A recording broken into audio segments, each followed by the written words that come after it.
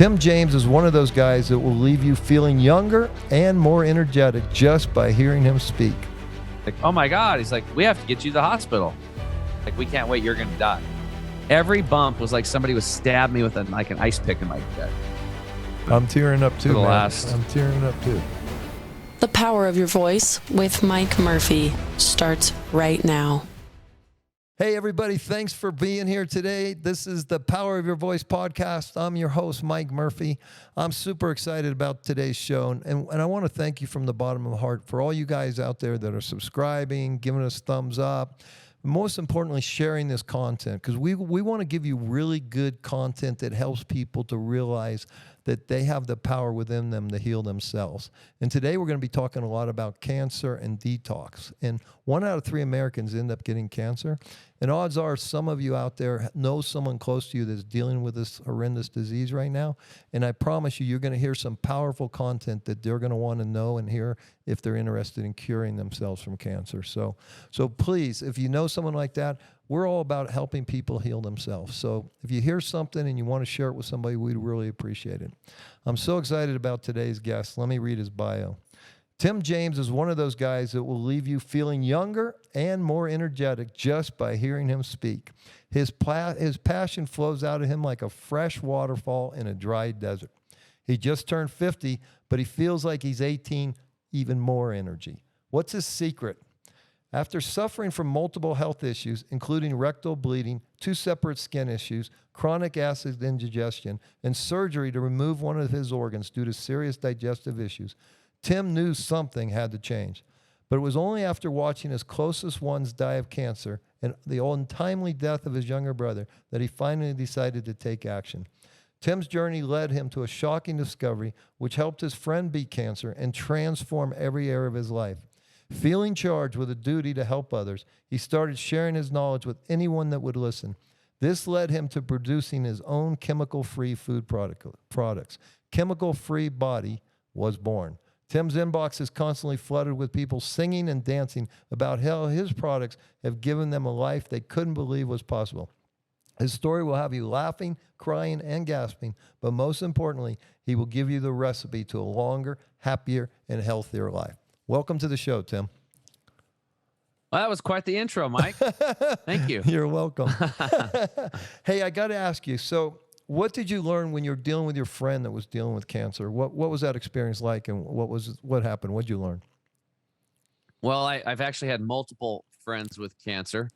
My aunt actually had melanoma skin cancer, and that spread to her lungs. My mom did the hospice care for her, and I always have to say this. I'm like, if anybody's doing hospice care, taking care of a loved one in these situations, and the people that are doing that work, you guys are freaking angels. And because I've witnessed it, what goes on there, it's awesome, but at the same time, very sad. At the same time, what's going on? My grandma died of brain cancer, and then a friend of mine named Calais Mahoy on my baseball team, who was age 40, had like a 8-pack abs. I mean, he was fit. But he chewed tobacco and he got stomach cancer. So we figured it kind of probably trickled down into his gut. Right. That's probably why he got it. And he died. And he went, he had chemo, surgery, did all that stuff. And he was throwing up food. I remember the last baseball game that he played in. He came out there and we were like, man, he's kind of tired looking. He's like, hey, I can't run out to the center field.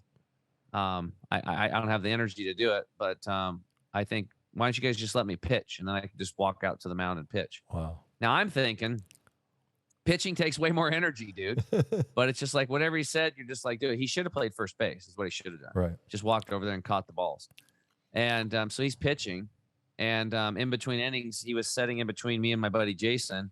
And I'm looking at Jason, and Jason's looking at me, and Clay's spitting up blood like during the game. And then finally Jason looks at Clay and he's like, hey, man, he's like, what are you doing out here anyway? He's like, he's like, shit, like, you're spitting up blood. And he's like, look, dude, he's like, I love baseball. And if I'm going to go out, I'm going out doing what I love. And so we were like, what do you say to that? It's like, all right, play ball. Let's go, Right. And he ended up dying, 80 pounds under his normal weight. He looked like a Auschwitz victim. And again, he left 3 little boys behind from ages 6 to 17. It was a very difficult time for our baseball team. We had a fun razor because he didn't have insurance. And here I'm thinking, well, this is like the healthiest looking guy on the team, and he just died, right? Yeah. So what ended up happening, just to go back to my backstory, just so people know where I come from, I grew up in Eastern Oregon on a small cattle and hay farm. So I was hunting and fishing. Meat was a big part of my life back then. And I was on the standard American diet, but we had a big garden. And, I love picking apples and huckleberries and elderberries and doing all these things we did out in nature. I love being out in nature.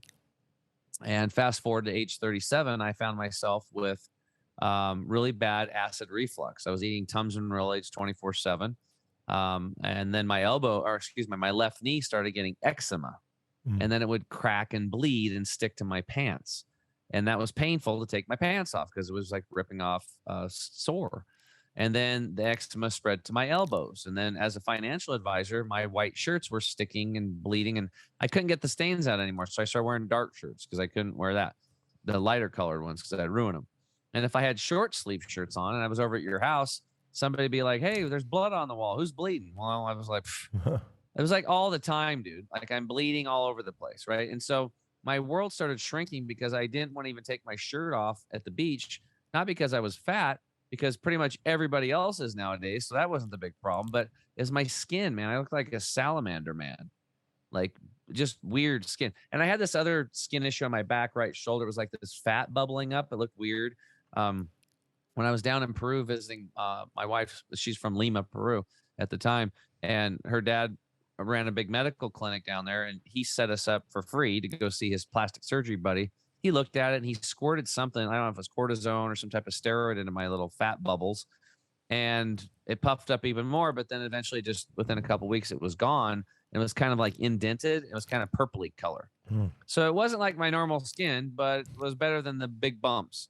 Well, I'm like, okay, that's taken care of. Then 3 months later, bloop, bloop, bloop, 3 more of them started popping up around it. And now I'm starting to worry. I'm like, what if this stuff happens on my face? Right? What if, I mean, that's a problem. So I was very embarrassed. So as an outgoing A-type personality, my universe is now shrinking because, and then it gets worse. And then I started pooping blood. So what ended up happening was I'd go to the bathroom and it would be followed by blood, number 2, right? Yep. And so, but then I got anxiety around this because what happened is on a scale of 1 to 10, as far as pain goes, it was like a 6 or a 7 every time I'd have to have a bowel movement. So every time I'd feel the need to go, I'm like, oh God. So I literally started developing anxiety because I knew it was like Pavlov's dog, you ring the bell and the drool. It was like, I got the bowel movement urge and I was like, and I got anxious and I was like tensing up and feeling weird in my stomach because I knew it was like I'm marching into pain again. It was like you got to poop though, right? So I had stuck. I had twice a day I'm pooping. So rocks are coming out of me basically, heart turds, and then followed by blood. So now my knees bleeding, my elbows are bleeding. I got this weird fat issue. I got acid reflux going on, and now I'm pooping blood every day. Wow. My mental fog had set in, and I'm a financial advisor. I'm like, I need a good mind, It's like, hey, how's your money doing? Oh, I don't know. It's pretty good, I guess. So and I couldn't even run. I was an athlete, dude, for 30 years. I played baseball at a high level for 30 years, and so when we, I couldn't even run around a track. In my mind, I still thought I was an athlete, but my physical body had deteriorated to the point where it was really not that good. And then finally, to cap the whole thing off, I'm on vacation down in Peru. Her dad, who had never had a vacation ever in his career as a medical doctor and now running this big clinic, finally got his first vacation. First time. And we're just south of Ecuador in this place called Tumbes in northern Peru. Beautiful beach, 9 villas, completely they're attending to you. It's very, very remote. The beach had seashells on it that looked like they should have been in the Smithsonian. I mean, it was very unbelievable. You would go out fish in the morning with this guy, and then they would prepare your fish for you for lunch type thing. Well, after 3-4 days into this trip, we're out on a deep sea expedition that we paid for, and I'm not feeling good. And everybody's like, oh, he's got motion sickness. I'm like, no, dude, I hunt and fish my whole life. I've been out to sea. This ain't it. And then even her dad's like, oh, you have motion sickness. They all, oh, you have that. And I'm like, no, I'm like, I don't. So we finally get back. And after about 3-4 hours, it's like, I'm getting worse. So he's like, maybe it's not motion sickness. So he's He's a doctor. So he checks me. He's like, oh my God. He's like, we have to get you to the hospital. Wow. And so we zipped down to the airport, but we missed the plane flight by 20 minutes. There's only one plane flight out of that place, I think, every 24 hours. So what are you going to do now? He's like, we can't wait. You're going to die. Wow. So we rented a van and we drove 6 hours in the middle of the night down this bumpy ass road down the coastline of Peru. And every bump, I mean, dude, I couldn't even walk straight up. I couldn't walk erect. I was bent over at a 90-degree angle like some, 100-year-old dude that hurt his back 30 years ago. Wow. And every bump was like somebody was stabbed me with an ice pick in my gut. And it was like this bump, do, do, do, doom, doom, doom, doom, 6 hours. Wow. So by the time I get there, my wife's like holding my head and I'm just completely, all my clothes are soaked. The paper money in my wallet is soaked. And I've told this story multiple times, and I've had a lot of clients reach out that heard my story and tried our products and had results and all this stuff. And the women tease me because it's like, oh, you know what childbirth's like. And I've had these conversations doing customer service calls and stuff. Right. So I'm like, well, maybe I guess I have. I don't know. I'm not a woman having a childbirth, but let me tell you what, it was miserable. It was 6 hours of misery. So we finally get there. They put me, I'm in an examination room in this third world country, and there's all these bugs flying around me in the light. And I'm looking at their instruments, and it looks like they're from the 50s, like old school stuff. And I'm like, this ain't good. And I'm like, dang it, I paid for health insurance, and now I don't get to use it. And I never got to use it before. So what he did was he had them dope me up, like on all this stuff. I don't know what they gave me. And it could have been morphine. I have no idea. But they just doped me up on all of these pain meds and this stuff, injected me with things. And they literally life flighted me on a commercial airline. No shit. So put me in a taxi, bought the next commercial airline, and we're out of there. And so I was like being life flighted on a commercial airline and nobody knew about it. And I was all loopy. I didn't know what was going on. And then we get into Lima, another taxi. And then when we got there, he'd been setting up the OR and everything. He had it all ready to go because he runs the hospital. Yeah. I get out of the taxi. All these people grab me, put me on a gurney, and I go right into surgery.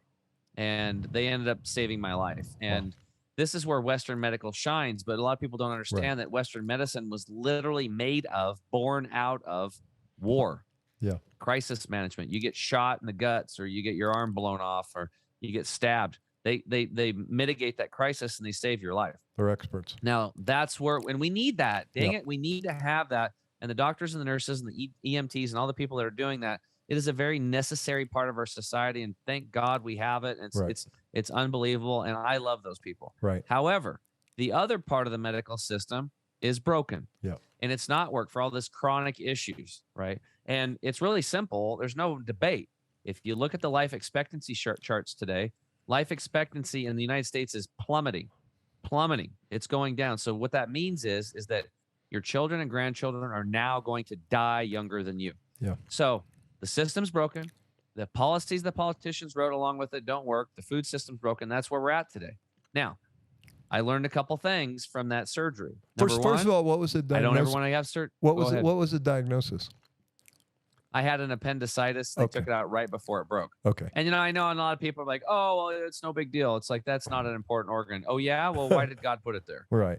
Well, and a lot of people do die from a bursted appendix. So it does happen. Yeah, it's a sepsis and set in. It's a very necessary organ. Yes. Okay. Yeah. And I've learned more about it. It's muy importante. Okay. It's very important because it actually regulates gut microbiome. Yeah. And I don't have it anymore. Yeah. So I'm a leg down now on my health. So this is another reason. And I was born, I was given up for adoption. So I never got to breastfeed for my mom, loading those natural antibodies and all the stuff that I needed for my life and part of my immune system. So I had a couple legs down. So I'm doing everything I can now so I don't have to have another one of those situations again where I go and have to have surgery and stuff because of my lifestyle. But was the appendix causing the eczema on your elbows and your knees and all that as well? Or was that another toxicity? You don't know. Well, that was just my lifestyle. It was the foods that I was eating, my food choices, the stress that I was dealing with. We had 3 offices and I'm running around seeing all these clients. I was actually taking over a very large practice. Yes. I started my own practice and I had this opportunity to take over this guy's business. He was netting at the time like 2.4 million, which was a big deal. All my friends were like high-fiving, like, dude, you hooking up with Jeff was the smartest thing you've ever done. You've got it made and whatever. So now we're at the hospital. I'm getting my appendix. I get the surgery. I'm in recovery. I'm sitting there thinking like, this sucks. Okay. My wife had to wheelchair me back into the United States. And, but I still didn't know what was going on. But what I did learn was I don't want to get surgery again. God dang it, I wanted to have good health. Right. The second thing I learned was my poor health didn't affect just me. It affects everybody else around me. My wife or dad. I feel so bad for her dad, dude. He never got out of the hospital in 30 years. And on his vacation, he's back in the hospital taking care of me. Right. And then he just went right back to work. And we planned that thing. That was a year and a half in planning and thousands of dollars in the plane tickets. And just like, Bummer. 2-week vacation cut short after 4 or 5 days. And just like, it was horrible. Right. It was the worst thing ever. I felt terrible for them. Right. So anyway, I come back home. And then now my buddy Charles gets diagnosed with, at age 43, chronic lymphocytic leukemia. And this is supposedly this incurable blood cancer. Now, I couldn't even pronounce what I just said for about 3 months. Okay. It's this big, long, scary word. And I think some of those words they're just scary to people that don't talk to them about them all the day. Right. It sounded pretty bad to me. And he said, they don't really have anything for me, but I'm going to go to this place, this detox nutrition place in Florida called Hippocrates Wellness Center. And I want you to go with me. And, and it's just kind of like probably similar to what you've got going on and what you're setting up. I know you have this incredible wellness clinic. And if anybody has a chance, I will say this, just talking to Mike briefly ahead of time, go to these clinics because you need to go there because you'll get full immersion and your life will never be the same again. Right. Wait till you hear the rest of my story. Yeah. Right. So I'm a redneck with a big ego. I'm tough guy, whiskey drinking, chewing tobacco, jock, that kind of stuff. Yeah. And, but I'm a good person, I wouldn't hurt nobody, but look at me. My health was I was a train wreck. My gut was a health train wreck. Right. So Charles asked me if I will go with him to this place. He doesn't tell me the details of what's going to actually happen because there's no meat there. Right. And my whole life revolves around it. A friend gave me a branding iron. So I put TJ, my initials, in your steak and serve it at parties and stuff. So literally that's how much I was into meat. And so we go there. He asked me to go and I'm like, dude, whatever I can do to help you, I'm in. I have no idea what I'm getting into. Literally no idea. I just want to help my friend because I'm going to lose another friend to cancer. That was my prognosis of what I thought was going to happen. January 1st, 2011, we fly into the Hippocrates Health Institute. And on the plane flight there, he's like, oh, yeah, by the way, there's no meat, there's no dairy, there's no salt, there's no sugar, there's nothing cooked over 115 degrees and no vinegar. And I'm like, what? What do you mean no meat? And he's like, yeah, it's a plant-based deal. And I'm like, what the heck? What? Huh? But luckily, I grew up on gardens and eating apples and stuff like that. So I'm sitting there thinking, well, I had taco salad bar in high school, but it had hamburger on it. And I'm literally freaked out. Think about the level of my belief system. Right. I literally thought I could die without meat. I thought, and I'm not, for those that are eating meat, I'm not saying it's bad at all. Okay. Right. This is just the story that I went through. I'm not telling you how to eat. I'm just telling you our story. Right. So some people are 100% plant-based. They do great. Some people eat more meat. It doesn't matter. So anyway, so I'm just freaked out about this thing. And I tell you, what I learned later is that there was actually emotional programming with the meat for me because it was actually me thinking that was part of being a man. Oh. Like going out and hunting and bringing in the meat and for the family. And it was an emotional, there's a societal emotional family type programming there. Wow. So it's part of being a man was associated with meat. That's how good the marketing was. So anyway, we go there and day one, my acid reflux is gone. And they just put us on lemon and lime water, wheatgrass shots, these sprout juices, and everything there was like living food. Sprouted nuts, sprouted seeds, sprouted grains, sprouted beans, and tons of sprouts. Alfalfa sprouts, radish sprouts, red clover sprouts, mung bean sprouts, everything's alive. In fact, their motto was, it's not the food in your life, it's the life in your food. Ooh. And I loved sprouts growing up. I used to put them on my hoagies until the government just said, don't eat sprouts because there's E. coli and salmonella, even though 4 times more people get salmonella and E. coli from eggs, but whatever. So then what happened was I went to a class called Internal Awareness, Mike, and this is when everything changed for me. This doctor comes out. His name's Dr. Scott Josephson, and this guy was buffed. I mean, he's fit. He just turned 50, and he looked like he was 40. Now, that was the first thing I noticed. I'm like, that guy's 50? I mean, I couldn't even believe it. And then it's kind of, people that have been working there 10, 20 years looked about 10, 15 years younger than everybody else their age. There was a nurse there, was like in her early 50s. I thought she was 35 and she was really good looking. And I was like, I And I'm 37 at the time. This 53-year-old woman is like hot. And I'm like, you're 53? I'm like, these people are like, my mind's getting bent is what's happening. I'm like, but it can't be, but it's real. It can't be, but it's real. But it's real. And so he starts talking about how the average person has 6 to 12 pounds of impacted fecal material in the colon. Yeah. And it's pretty gross. And it's a causative factor of all disease. And I saw that the Royal Society of Medicine said that 85% of disease starts in the colon. And in my last 12 years of working on myself and 600 people one-on-one and thousands worldwide, I know that I concur. Okay, it's like it is, right? So the digestive tract is the driving engine of your life in your body system. So if it's all plugged up, that don't make sense if you think about it. And so he was trying to tell us that we need to get it out. And he was proposing that we do a colonic or colon hydrotherapy. Now, you know about that, right? Now, if your listeners don't know, because I didn't, some of them might not, you basically set on a tube rectally and water gently goes in and out of your colon for about an hour and it cleans all that stuff out of there. It's pretty simple. You just basically go to the bathroom for an hour. It's just like a very gentle cleansing of the colon. And I elbowed Charles. I'm like, look, dude, I came here to help you, but I ain't doing that deal. It ain't happening, bud. Like nobody's touching my butt. I mean, like, cause that's again, the ego, right? I wasn't looking at my body as a system, like as a machine, which it is. And so the doctor was smart though.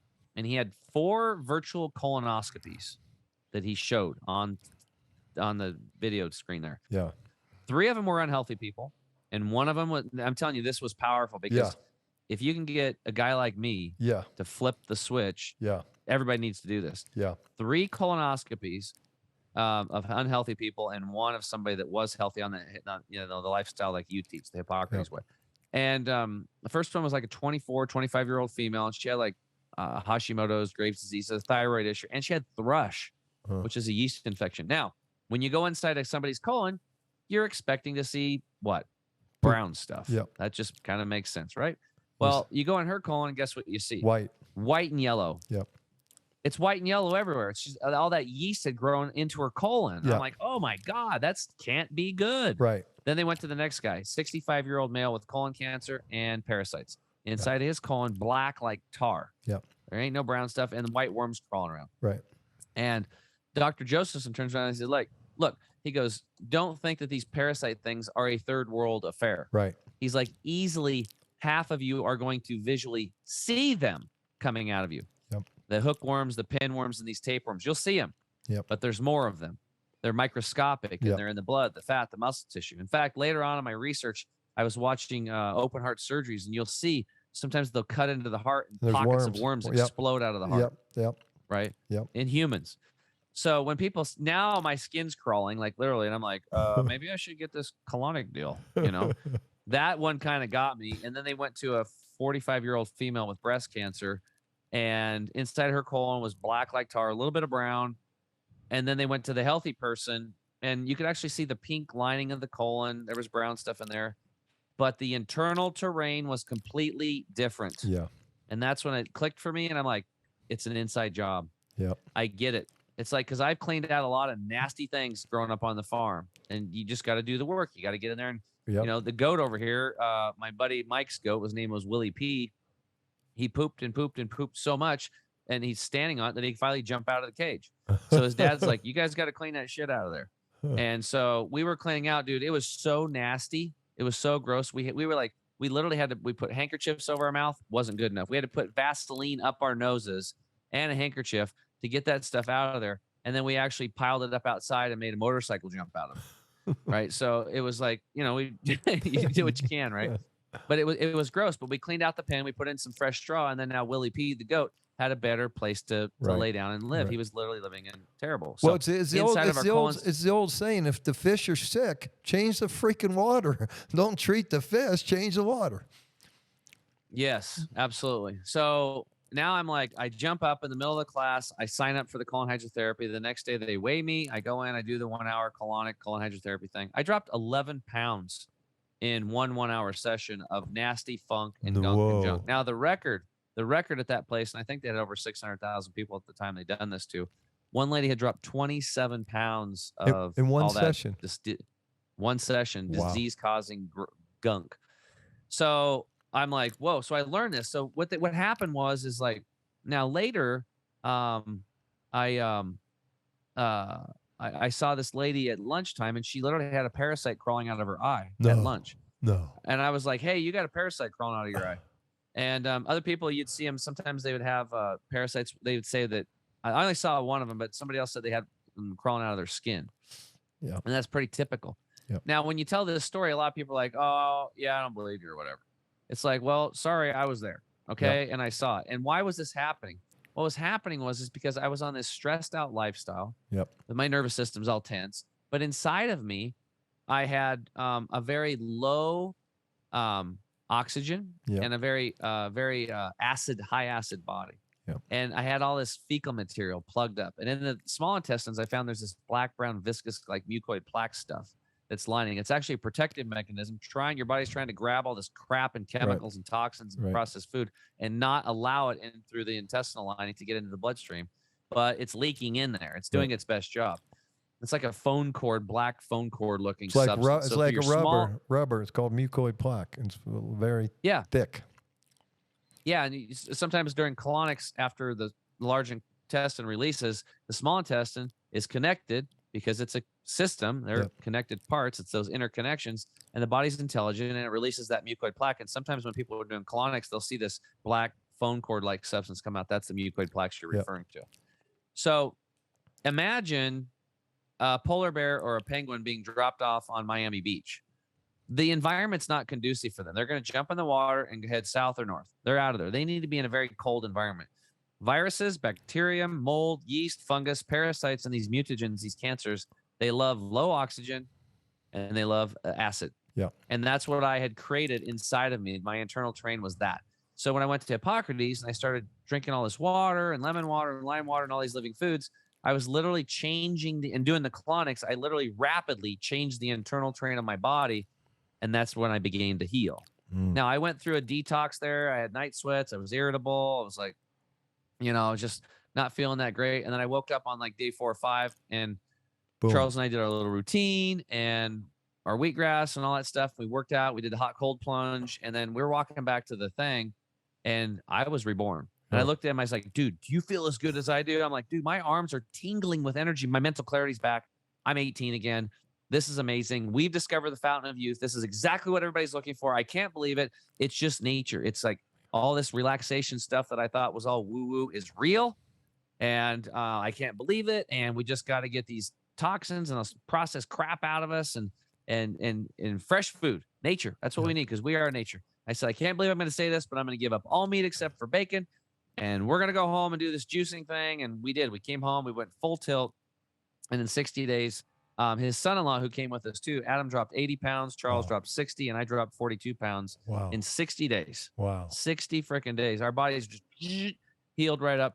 And we went full tilt, though. I mean, and we had a reason. Like, Charles had cancer. He was dying. So it was like this buddy system so we went in for full immersion. We got taught. We were all excited. We had the results going so fast and furious with ourselves in the beginning. We were unstoppable. And if somebody could have told me, like, that doesn't work, I was like, get out of my way. I don't care what you say. Yeah. I'm doing this. And all my buddies back home started making fun of me. And now they call me because not only they get cancer sick, but their kids are getting it. And so, 12 years later, things have changed. But in the beginning, they were laughing at me, teasing me, right? Right. Because their ego, they didn't experience what I experienced. I'm like, I don't care what you say anymore. I want to live and I want to thrive. So we did this whole program at home. We learned this stuff. And we just changed our lifestyle, basically. And in 2.5 years, Charles healed himself with no chemo, no surgery, no radiation. His white blood cell count, I think at Hippocrates, was like 36,000.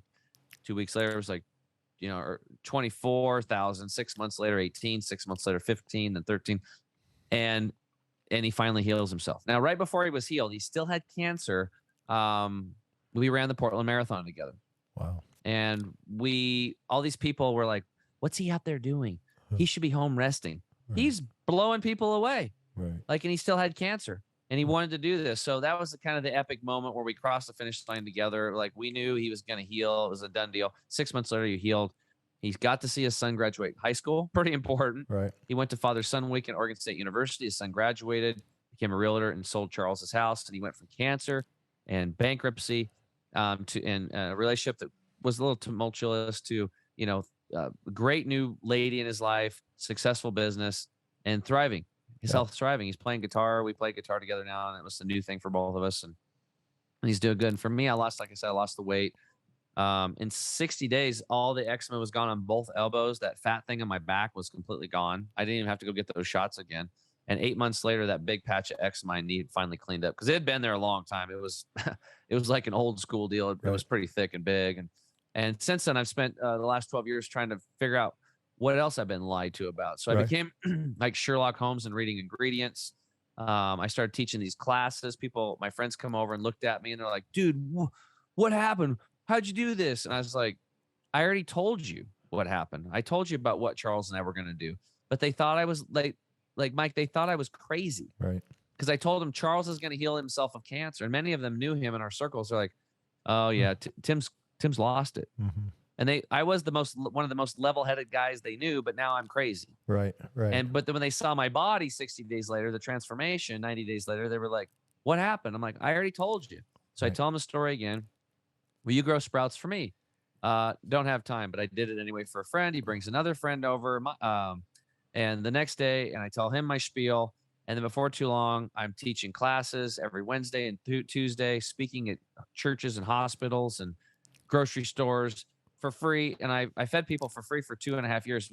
I had 5,500 people, Mike, to my home for these detox nutrition classes. I developed a curriculum and we just started flooding them. And people would tell me 2, 3, 4 days later, dude, I still have energy from that one juice and that one meal that you gave me. Wow. One freaking meal. Right. Just a little, there's like, I don't know, sprinkle of pixie dust on them of love and health. That was it. Right. And they felt so good. And like, could you imagine if you just made it a lifestyle? Right. And get out of your own way and quit worrying about all this stuff and like how you're going to do it. Just make your freaking health a priority. Like, it's not hard. It's actually really easy. If an egotistical freaking redneck can figure it out, you can too. I got blessed that my friend got cancer, man. Yeah. It was the best thing that ever happened to me besides my children being born. And I have to tell people about this. It's like, so I gave up financial advising shortly thereafter. Well, a few years later, my little brother died. You mentioned it earlier. Yeah. And that was a pivotal, because I didn't value myself as a health person. I'm like, who am I to tell people about their health? Even though I'm telling people about their health all the time, but actually to get paid for it, that was a whole different concept where I've actually charged. That was all free type stuff because I felt it was such a gift. Well, you have a big heart. And yeah, when my brother dies of a mountain biking accident, breaks his neck, he's got 2 little girls and a bun in the oven. He's just in his 30s. And he said to me, and I heard him say it, he's like, do what you love. And I was like, I yelled out, Troy, what do you want me to do one day? And I heard him literally say, do what you love and do it now. So I picked up my cell phone. I called up Jeff, my financial mentor, and I was like, Jeff, I'm out. He's like, what are you talking about? I'm like, I said, I'm getting out of financial services. And he's like, what? He thought I was joking. I'm like, no, dude, I'm out. I'm like, done. I'm like, he goes, what are you going to do to make a living? I'm like, I don't know. I have no idea what I'm going to do, but I'm going to help people with their health. And wow. That's what I've been doing. I'm tearing up too, man. I'm tearing up too. So I get it.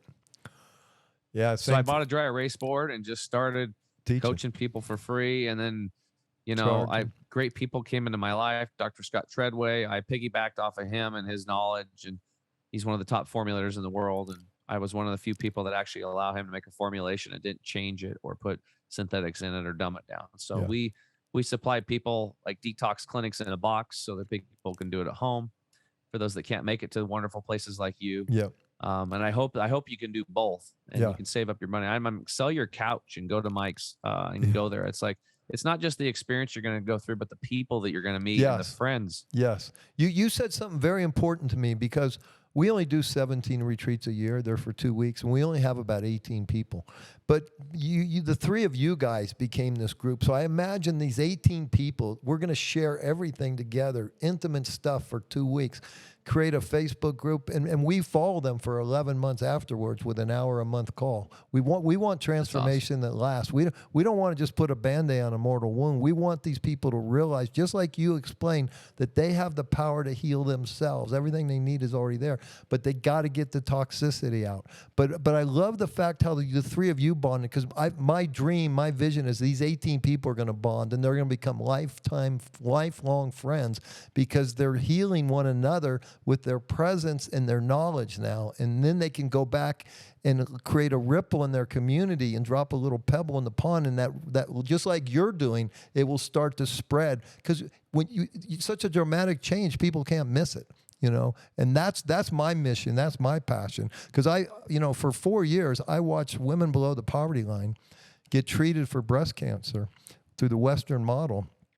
And, I don't want to sound gross or crude, but, I term it torture and murder for profit, because it just doesn't work, and it's so ineffective. And I watched it with my own wife for 9 years.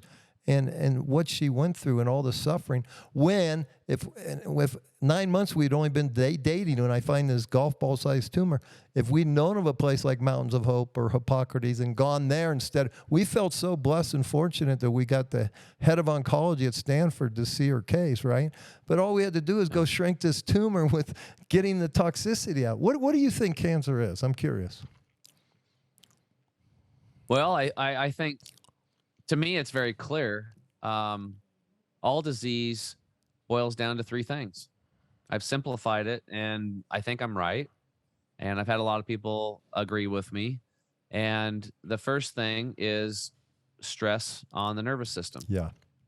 If you do not have daily habits to reduce stress in your life, and some of this it's not just the meditation and the prayer and the silent practice, but there's things like going outside is very important. Look at geometric patterns in nature, being around people that love and support you. All of these things are going to be great for your stress, but it's learning how to respond differently to situations. That's what it really is. It's about tapping into your own unconditional love, tapping into your own consciousness. It's like, that's what's happening right now. I mean, think about it. It's like, why the hell are we still in wars? Yes. Well, it's because some of us inside of us are still at war with ourselves. Right. We have a dark side and we have the light. Right. And that's the human experience. You get to choose. Duality. And some people get kind of lost in that stuff. But Star Wars or whatever, at the very end, Anakin Skywalker, who became, Darth Vader, he came back to the light. So the light is always going to crowd out the dark. Always. Right. One little light can light up a whole room. You talked about somebody, learning at your institute, healing themselves and going back and being like a pebble in a lake or a pond and helping others. And that's like being the light. It's another analogy for that, right? Yeah. So this stress thing, you have to do it. You can't freaking heal. I don't care who you are. Right. Like, you can't heal if your nervous system is stressed out. There's chemicals that are produced, and also if you're in fight or flight all day, your immune system's screwed, because it's taking care of imaginary bullshit, while these real parasites and these real stuff take hold in your body. And so we got to get out of that fight or flight. So let's put it into context. You have a little bunny rabbit, and the bunny rabbit's out munching clover. Yeah. Okay, he's chilled out. He's just enjoying himself. He's eating. And his blood has moved into his organ systems. He doesn't need it in his legs to run, because he's chilled out. Right. And he's digesting his food. That's what he's going to do. Now, the fox comes running at him. What happens? Boom. He now goes from rest and digest mode, that parasympathetic mode, to fight or flight, aka sympathetic. Yep. Right. And so what happens? Chemistry changes in his body. His arms and legs get flooded with blood, and they get charged with adrenaline and cortisol spikes. And why? Because he needs to live. If he needs to live, he needs that extra. And he takes off. He makes it to the briar patch, avoids the fox, and the fox takes off. And the freaking rabbit's sitting there all freaked out. His eyes are big. He's huffing and puffing. And then he starts calming down. And then he goes back into rest and digest mode. He sticks his head out the briar patch, goes back into the clover, and starts going back to his calm life. All right. That's why we have fight or flight. Right. Now let's look at our lives as humans today. Okay. You wake up. Okay, you're already in firefight. Then you pick up your cell phone and you turn on the news or whatever, and you say, "Oh, look who." The news will tell you. Well, let's get to that later. But you go on social media, Right. and everybody wants your time. Oh, I gotta do this, gotta do that, I gotta do that, I gotta do that. And your blue light, you're looking at all this stuff, and then you got to get the kids ready. And you got to go, and it's like in stress at work, and the deal falls through, or you lose your job, and the wife yells at you, or your husband's mad, or he's cheating on you, and it's like all these things are going on. And then there's electromagnetic frequency stress driving. That's what they call road rage. And, all these things happen. Somebody steals your identity. I mean, there's all this crap that's going on. You come home, you turn on the news, sit down, and you have your beer, eating some chicken wings. And then they're telling you on the news about who died in your neighborhood today and who got shot and all this other stuff. So it's just 24/7 stress. Yeah. Now, even if you don't think that you're stressed out and you handle this stuff well because you become tolerable to this way of life, you think your nervous system is still programmed on a level that you can't even imagine. And it's still creating the same chemicals as a fox chasing you as you were a rabbit. And that's why your eyes are everybody's bugged that's out, why and your nervous everybody system's going crazy. And here's the deal. I got to finish this, Mike. It's very important. Go. These chemicals that are being created for fight or flight mode are supposed to be used. You're supposed to burn through them. You're supposed to run to save your life or fight something to save your life. But there's nobody chasing you. There's no saber-toothed tiger. They turn into a toxic poison that will destroy your health. Yep. Even the Western medicine type and these organizations will tell you that stress will take 9 to 17 years off of your life. And I'm telling you, the quality of your life is going to be dog crap compared to somebody that learns how to live a happy, stressless life. Yep. So that is point number 1 is stress. Now you were going to say something about that. Go ahead. That's okay. Go to point number 2. Okay. Point number 2. We are polluted. Okay. You're polluted. Your gut is polluted. We talked about that, about all that impacted fecal material. We got to clean up the organs and the gut and the intestinal lining, all that stuff. But chemical toxins. And I always tell people, don't take my word for it. Do what I did.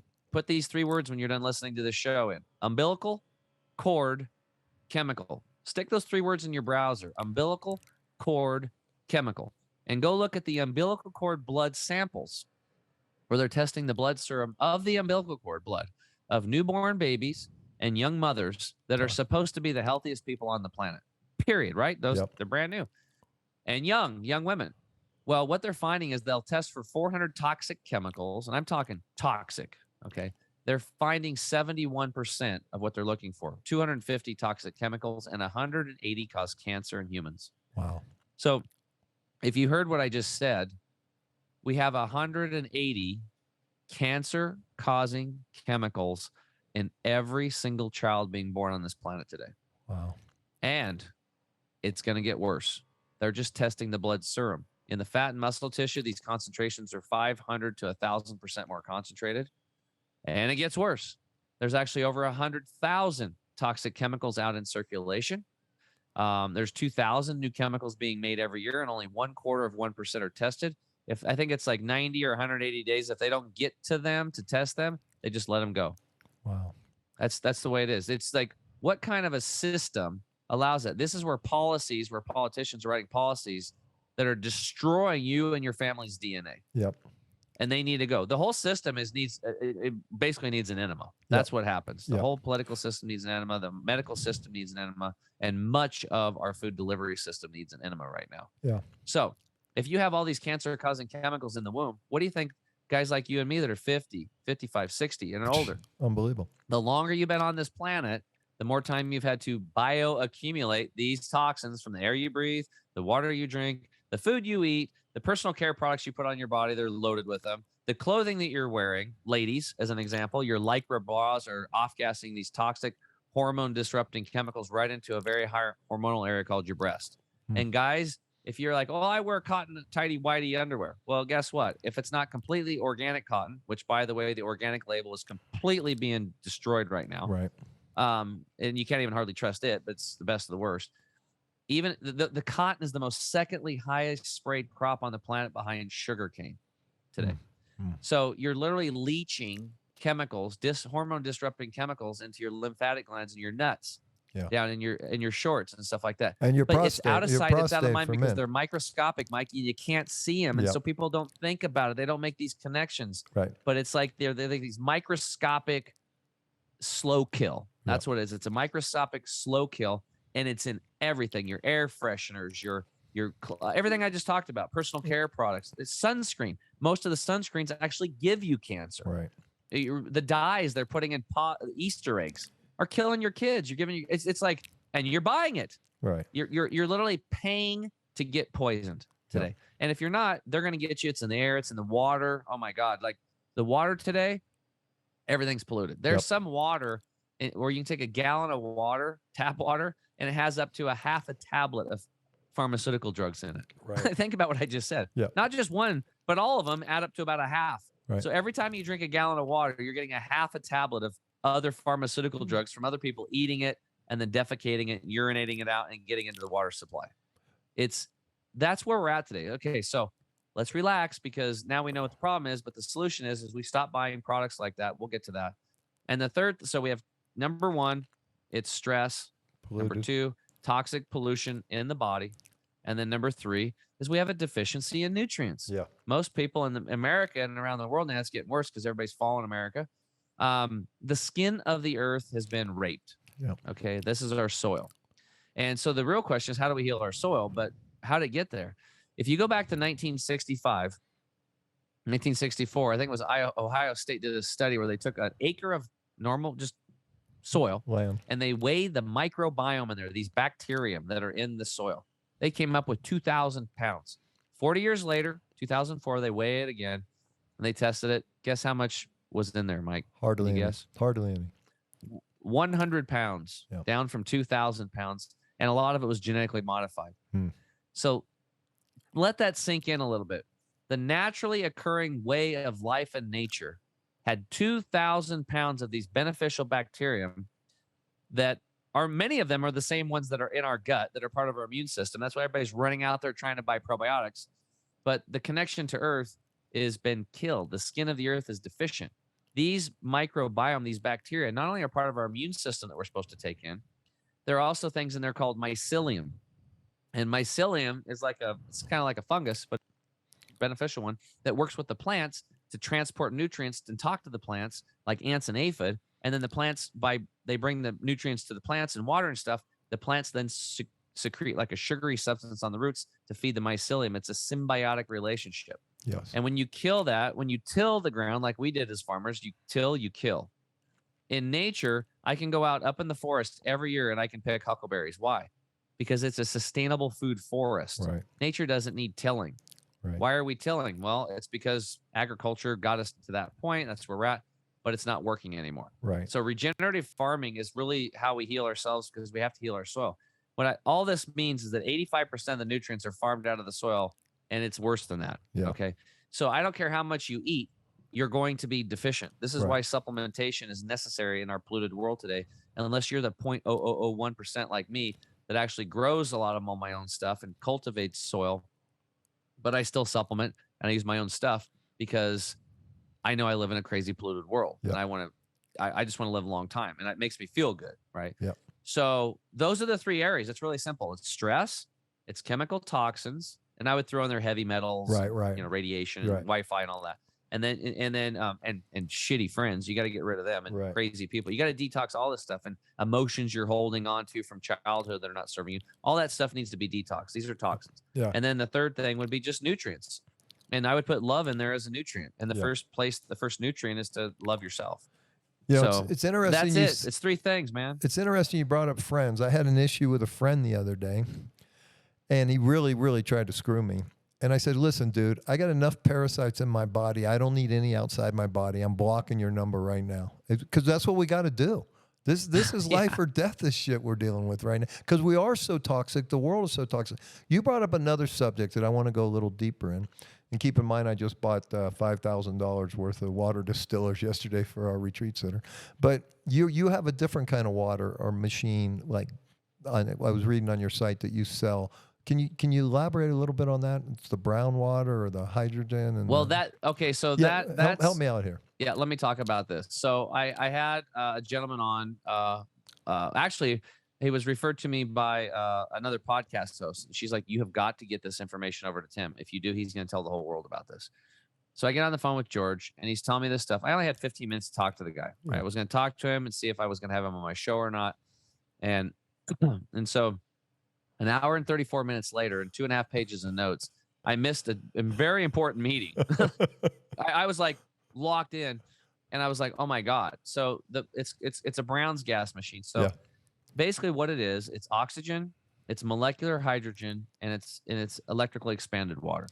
The molecular hydrogen is actually our number one macronutrient of the human body. My entire business prior to December of 2022, before I met George, was built on oxygen, carbon, and everything else, minerals and all that stuff. That's how I built my health and built my practice, and I was training and teaching people. But then I learned from George that my molecular hydrogen is actually 62% of our body by volume, whereas you have 24% oxygen, 12% carbon, and 2% everything else, all the minerals. So did you say 64%? 64? What's that? You said 64%? Yeah, I think it's 62% for hydrogen. Okay. 24% oxygen, 12% carbon, and 2% everything else, okay. The minerals and all that stuff. Okay. So I'm like, oh my God, I've got this far, and I've missed out on 62% of the model. I look at the base elements. I want to get to the root of the problem, and that's why our company's now transitioning into agricultural and soil health as well. Because I realize if I want to help you, I've been helping people to heal their own guts. I don't do it. You got to do it. But if I really want to help people, I got to help heal the soil. That's where we got to go, because the soils connect the same microbiome in the gut are the same ones in the soil. We are nature. Okay. Right. It's unequivocal. So George comes on, I get this device, and literally what ended up happening was his wife had lupus. They spent over $300,000 in 10 years. They went bankrupt, basically trying to heal her through the Western medical route. And it wasn't working. He was by her bedside, couldn't leave for more than 15 minutes, quit working. It was horrible, right? His life, it was just watching his wife die. So his wife dies. And what George was into was fuel-saving economy devices. When he was 18, he built this little carburetor deal, and he got a 67 Ford pickup to get like, instead of getting 10, 12 miles a gallon, he was getting like 34, 36 miles a gallon. He was really into fuel-saving devices. He had built a Brown's gas machine to add to the fuel because it was increasing fuel economy like another 20, 25% for big generators and stuff like this. Well, what ended up happening was some guy that had bought the system from me had melanoma skin cancer. And for some reason, decided to take the gas and bubble it in the water. And then he took a gauze and put it and gauzed his head with it. Wow. And in 3 months, his melanoma skin cancer was gone. Wow. So he tells George this. George doesn't believe him. He thinks he's crazy because, that's crazy when you have a belief system like I had, right? And then I tell my friends, they think I'm crazy. And but George had thousands of people that had bought these units for fuel saving. He said, oh, by the way, Billy Bob over here, he soaked the water and put it on his melanoma and supposedly went away. I just thought I'd let you know. Well, all of a sudden, it triggers all these people. They're like, well, I'm going to try it for this and that and this and that and this and that. All of a sudden, he says, I start getting hundreds and hundreds of testimonies coming in from his fuel saving device they were using on their own body. And they're like, well, George, we've been bubbling it and drinking the water and using these gauze pads and doing all this stuff. Can we breathe it? He's like, no, don't do it because it could explode and kill you. It's hydrogen. It's volatile. And so he just ignores it. But all these testimonies that are coming in. Well, his wife dies and from lupus. And which, again, I don't think it was lupus. I think it was stress, chemical toxicity, and nutrient deficiencies. That's what she died of. It just lupus was her predisposition to a weakness. Right. So anyway, he's like, he has no reason to live. He was laying around for 2 weeks, not moping around, not doing nothing. And he's like, hell with it. And he goes, I'm going to breathe this gas and I'm going to film it. And if I die, it'll go on film.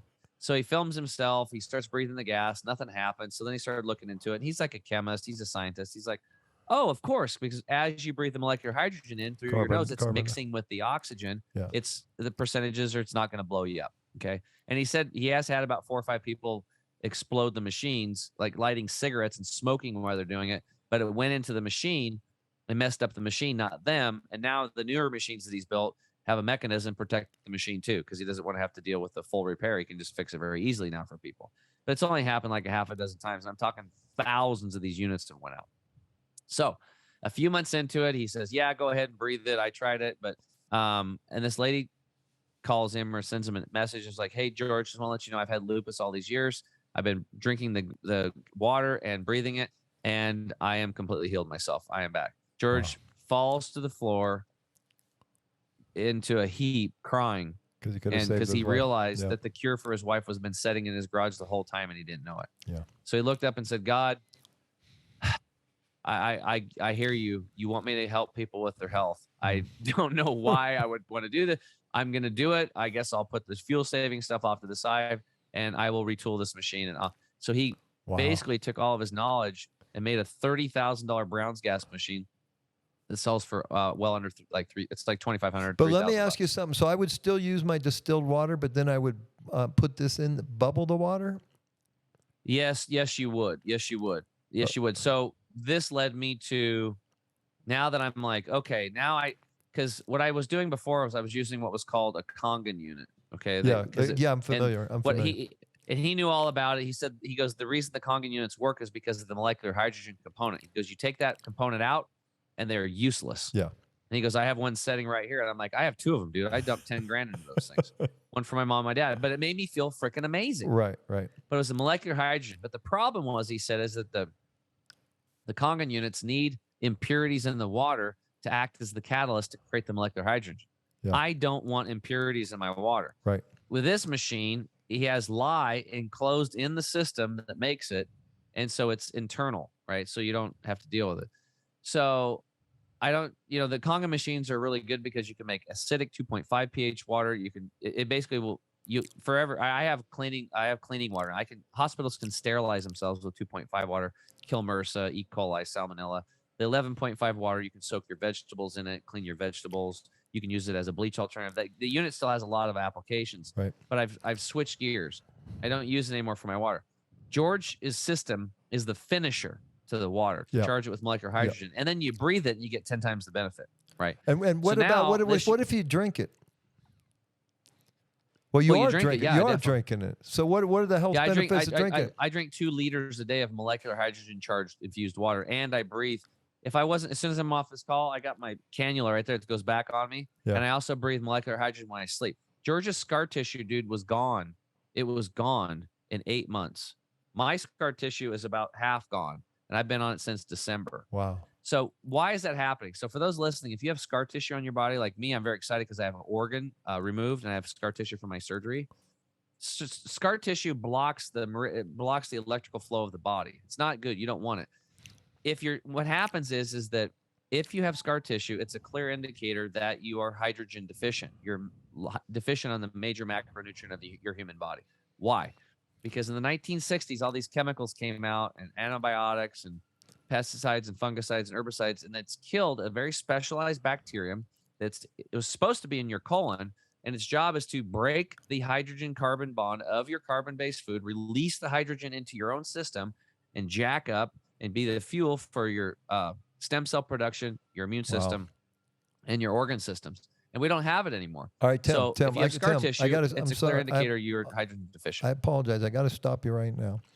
It's the longest interview we've ever done on this hour-long show. You got about a minute and a half to tell everybody where they can find you, how they can work with you, and all that. All right. So probably the best place to find us is at chemicalfreebody.com. That's chemicalfreebody.com. And, if somebody wants to try out our products, because we have a lot of stuff there, I always tell people, like, look, go to the shop tab and go down to savings bundles. That way you can get a discount on stuff, and start with the Jumpstart bundle. Or if you want to go all in, do the Total Energy and Detox bundle. That's what I do on the daily. And I also use our tinctures. I just can't get into all of it, dude, because like everything's like a dissertation, but everything's 100% all natural. I have curated the best stuff. The Brown's gas machine we're talking about is under Tim's favorites and that kind of stuff. There's air purifier and sauna there, and there's a lot more coming, dude. I'm going to blow your mind next time we have a new water system that can actually clean up nitrates, nitrites, chloramine, chloramide, glyphosate, all of it. And it's quantum water technology, and we're about ready to bring it to the world for residential and agricultural. Okay, what was it? What was the website again? Chemical free. Chemicalfreebody.com. Okay. We do coaching. I have a podcast called The Health Hero Show. I do a weekly coaching community where people can talk to me live, Q&A. We do meditation.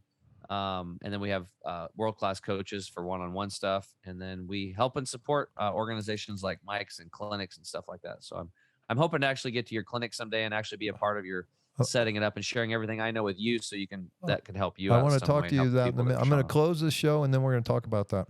Hey folks, I hope you've enjoyed this. What an amazing guy Tim is, right? And what a story. And believe me, everything he said is right on the money, and everything that he is suggesting we do at Mountains of Hope. So I encourage you to go to mountainsofhope.com. Get on the waiting list right now, because we're going to start selling these retreats in the middle of August, I think. And we only have 17 retreats a year, only 18 people. And we're going to have hundreds that want to come. So get on the waiting list. Who's ever on there, we're going to contact you first. Normally, I'd break for a commercial and say I'll be right back, but we're out of time. So we'll see you next week. Until then, go out there, live with passion, and create the life of your dreams. Thank you for listening to The Power of Your Voice with Mike Murphy. This podcast is brought to you by Mike Murphy Unfiltered, The Creation Frequency, Mountains of Hope, and the Love from Margot Foundation. These sponsors are dedicated to helping you use your full potential and live a life of joy and abundance. If you enjoyed this episode, please visit our website at mountainsofhope.com and subscribe to our podcast.